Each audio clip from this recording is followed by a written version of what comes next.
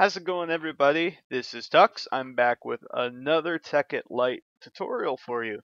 Today we're going to be doing Applied Energistics Part 1, the basics of storage. This is probably going to be a 2, maybe 3-part series on how to get into Applied Energistics. If I really feel good about it, I might keep going and even show you some more advanced stuff, but I'm thinking this will just be 3 episodes. It depends on how, the demand is. Um, I am live on my public server, Techtastic. You can reach it by light.techtastic.com. I'll put all the info into the description. Check out our website, www.techtastic.engine.com. All kinds of cool updates. We have a Hexit server, a Feed the Beast Unleashed server. We have a public TeamSpeak, all kinds of cool stuff going on. So if you see any crazy chat, that's because we're live right now in the game. All right, let's get started. I just wired up some solar panels, which I don't really like to use, but it's just for the tutorial here. So let's go ahead and get started here. So this is what we're going to make today. We're going to make the basics of Applied Energistics. What you want to do is have some kind of power source already. You can check my previous video for a great power source to run this. Right now I'm just pumping in from a Tesseract. So this is just running off MJ. Take into account that this can run off of MJ or EU.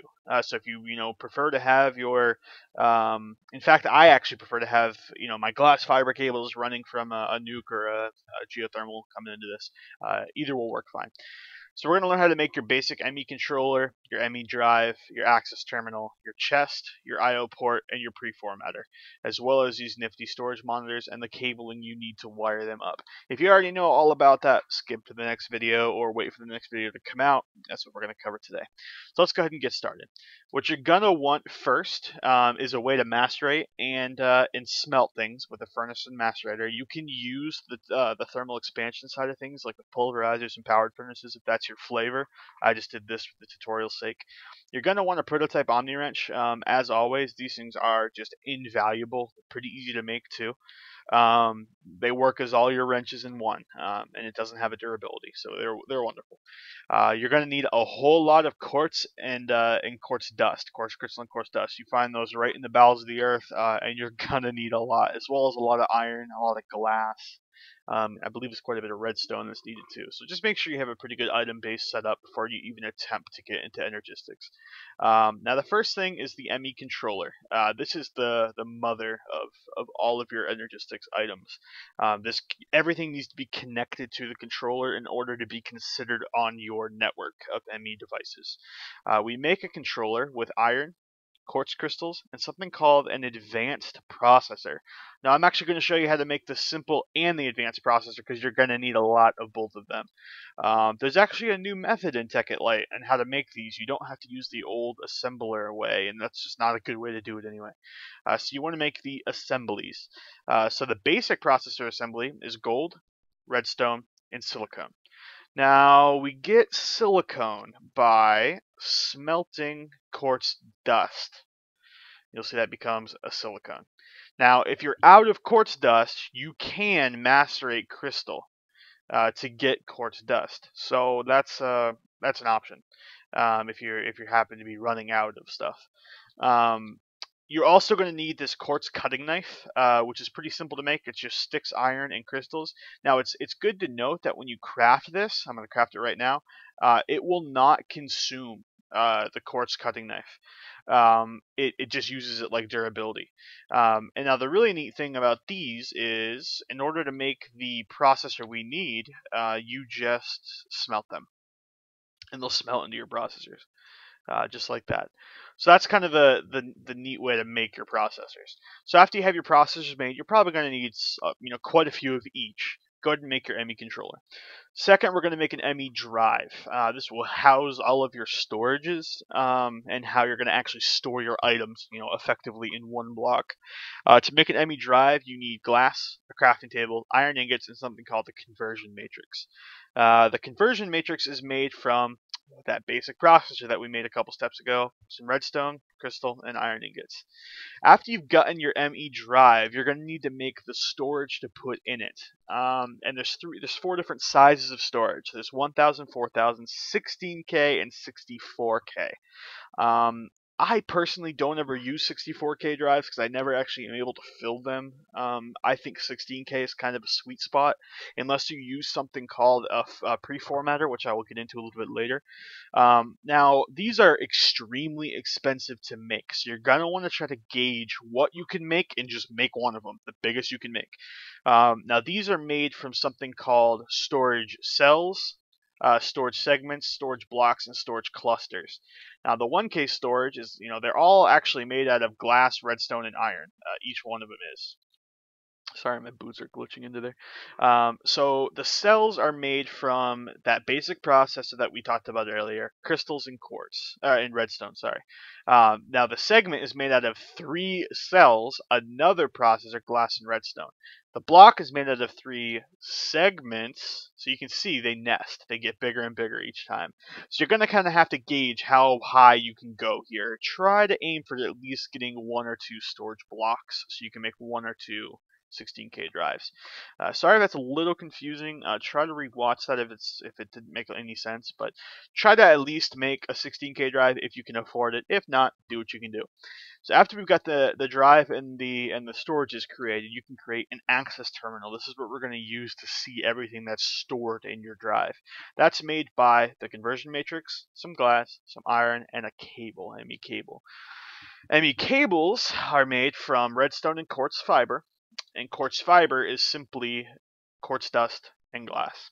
So you're going to want to make maybe 16 to 30 cables depending on how big your network's going to be. You don't need them right off the bat, but eventually you will need some cable. An ME chest, an IO port, and a preformatter, and even a storage monitor. These are all optional. These are just kind of neat things you can do with your ME system. I'm going to show you them anyway. ME chest is a regular chest, some iron, glass, and a conversion matrix. Your I/O port is a cable, 2 ME drives, basic processor, ingots, iron ingots, and glass. And your preformatter is made by a crafting table, a conversion matrix, glass, and iron. The storage monitor, which I think are really neat, are made from glass, iron ingots, ME cable, and a level emitter, which we will use in a later episode of this series. Level emitters are made from torches, basic processors, cables, and iron. If you don't want to make these, you don't have to. From ME chest on is all optional. So let me go ahead and show you how all of this comes together and what we're going to use all of this for. And actually, I'm going to still need these, I believe. Yeah, we'll see. So your controller needs to have power, and as you can see, we're online. It shows you everything that's currently connected to the network and how much energy we're using. Now this is an MJ. If you use EU, it'll convert to EU.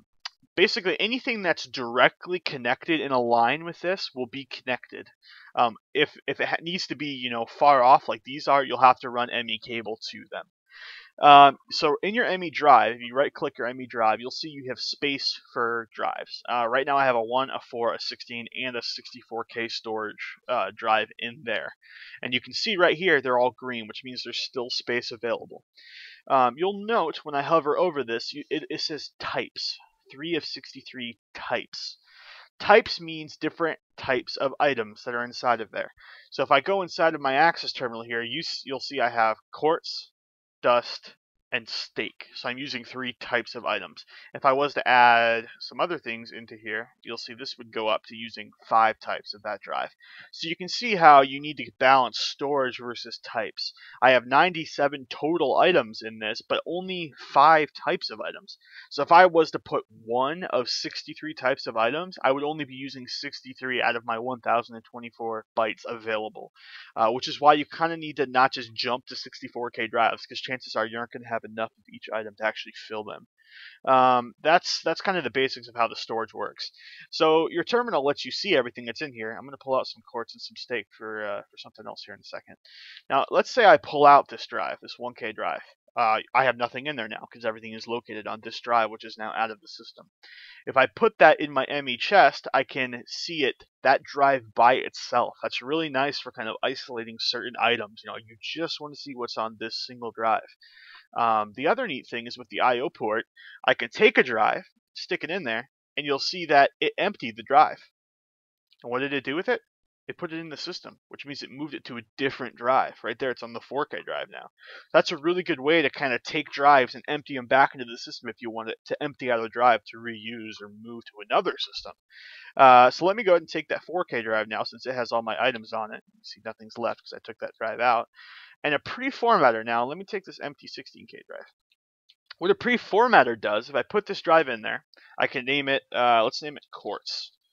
Okay, now what I'll do is I can put items in here that I want this drive to be dedicated to using. So let's go ahead and put Quartz and Quartz Dust, and we'll format that. Now what this means is it's pre-formatted now, as you can see on the tooltip there. Now what this means is no matter what, this drive can only take quartz and quartz dust, no matter what. So this basically, you can dedicate drives to, say, cobblestone. So this will only take 16,000 cobblestone. It's a great way to manage. Personally, I don't really use it much, but it is a really good way to manage, how all of this is kept together. Now, the last thing I want to show you is these storage monitors. If I take these items down here, and I grab my wrench out, you'll see if I take steak and I right-click this monitor, quartz crystal, and quartz dust, it'll show you how much of each of these items I have on hand. And at any point, I can right-click it, and it'll replace it with that item that I have in my hands. Now, let's say you don't want it to replace it and you want to lock it. If you crouch, hold down shift, and right click, you'll see it says the storage monitor is now locked down in my chat there. So now no matter what, I can't change these monitors until I right click them again and they're unlocked.